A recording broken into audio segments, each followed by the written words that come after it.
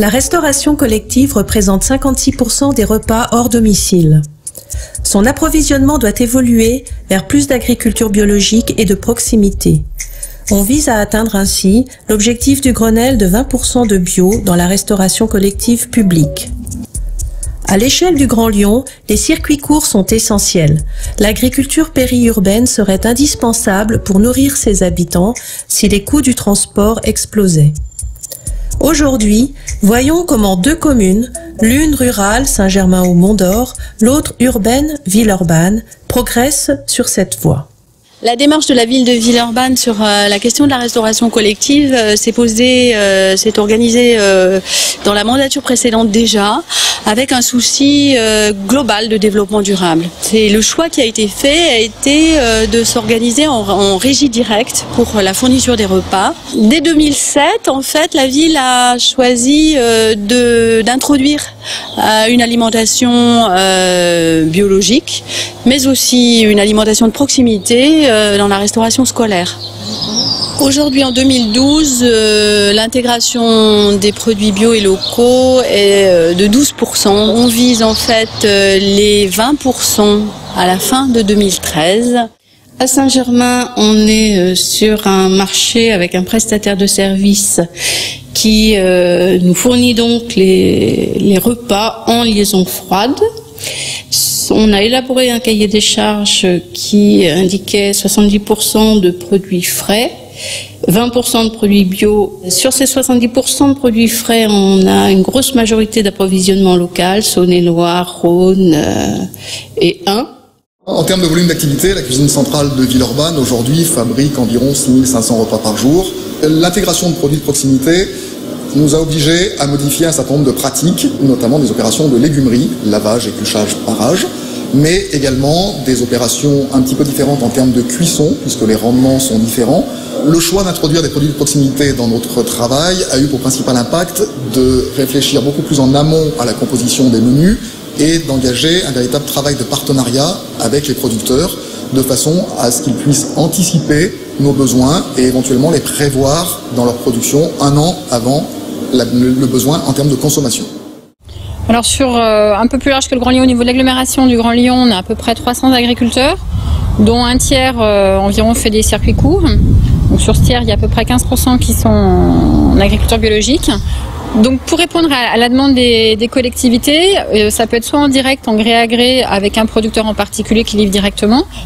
Pour des communes qui souhaiteraient un approvisionnement varié avec un seul interlocuteur, donc il faudrait se tourner vers les plateformes. Donc, les principaux fournisseurs qui existent aujourd'hui sur le territoire ou à proximité du territoire, nous avons BioApro, spécialisé et spécifique sur l'agriculture biologique. Nous avons également Saveur du Coin, plus sur l'agriculture traditionnelle.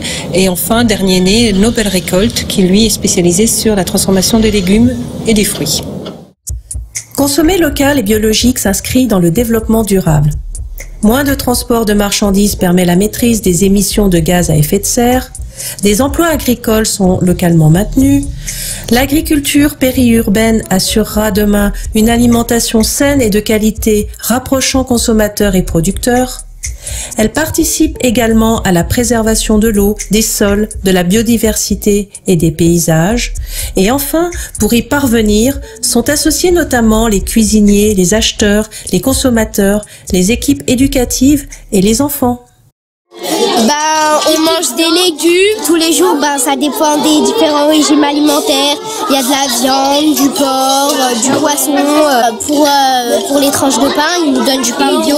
Des fois, on a par exemple, comme aujourd'hui, de la ratatouille, ou alors on peut avoir des courgettes, toutes sortes de choses, des blettes. On peut avoir des aubergines, des tomates.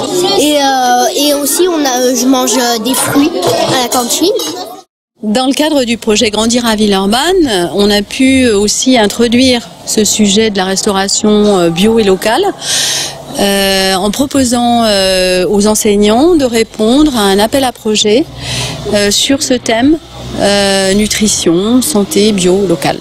Pour aller plus loin dans le bio et augmenter la consommation de bio dans le restaurant scolaire, les principaux freins sont et évidemment le prix. Ça pourrait ne pas en être un si on évitait de mettre de la viande une fois par semaine, mais là, les parents, ils attendent à ce que leurs enfants mangent de la viande le midi, et de faire un repas sans protéines animales aucune, ce n'est pas l'attente des parents. Alors, ces choix d'approvisionnement de proximité engendrent bien évidemment un surcoût important en termes de prix brut du produit, qui sont de l'ordre de 25 à 30% supérieurs aux produits conventionnels. Une augmentation qui est aujourd'hui de l'ordre de 80 000 € sur 2011, 2012 et 2013.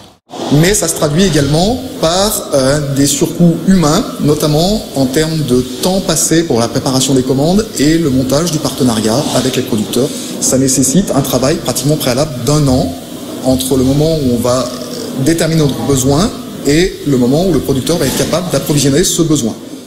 La principale difficulté qu'on a rencontrée sur la commune de Villeurbanne pour l'introduction du bio et du local, c'est la non-structuration des filières, de certaines filières. Par exemple, le problème d'approvisionnement pour certains produits d'épicerie, comme les pâtes par exemple, ou bien la structuration de la filière viande. Le principal besoin est bien évidemment d'arriver à pérenniser les filières, de développer le volume d'activité de production de proximité, de développer le volume de production de légumerie, et pour cela, entraîner un certain nombre de communes avec nous dans un groupement de commandes, pourquoi pas, avec l'objectif principal de réduire forcément les coûts de fonctionnement et d'activité de cette légumerie. Nous avons favorisé la démarche qui correspond à une attente de bonne compréhension, de bonne coordination, de bonne acceptation aussi, par la création dès le début du mandat d'un conseil consultatif enfance, école, jeunesse. Ce conseil consultatif vise à traiter l'ensemble des problèmes qui concernent ce secteur d'âge et en particulier la question de la restauration scolaire à travers la mise en place d'un groupe de travail qui s'est réuni par exemple pour traiter du projet de restaurant scolaire tel qu'il est aujourd'hui dans lequel nous sommes, mais aussi et pratiquement depuis le début du mandat sur la question de la constitution des repas, donc de l'évolution du cahier des charges auprès du prestataire.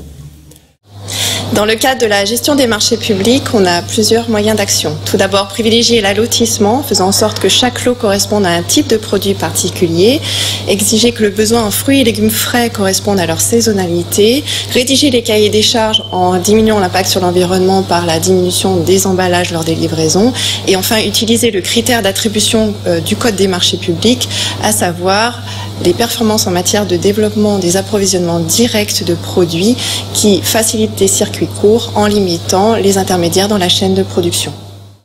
Nous avons la chance, nous, agglomération lyonnaise, d'avoir la totalité des filières de production présentes sur notre territoire, sauf peut-être éventuellement la filière porcine, mais encore si on élargit sur le territoire du SCOT, nous l'avons.